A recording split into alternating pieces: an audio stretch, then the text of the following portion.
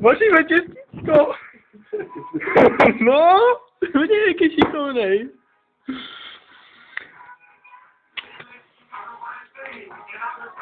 No, budou placičky. To bude placek, tady budu do půlnoci. Tak.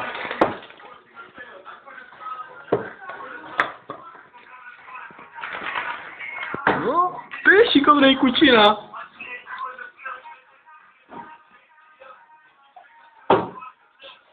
Vole, jak se tohle dělá? Tohle nám na internet. Ne, to se omluvíš.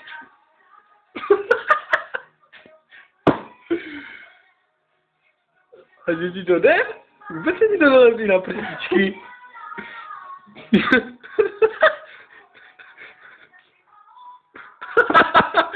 To zvedá tu misku, nech na tou miskou. To bys tam ještě nepřidal. Jo, až to málo hustý, víš? No lepí to ne, to asi nemůže takhle lepit. A mouka to odlepí, jo? Mouka z toho udělá těsto, ne? Myslím, že... Dělej!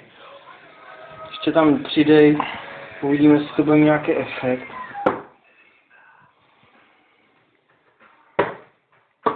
Mouka to zhustí, že jo? To, on se to promyslí do toho.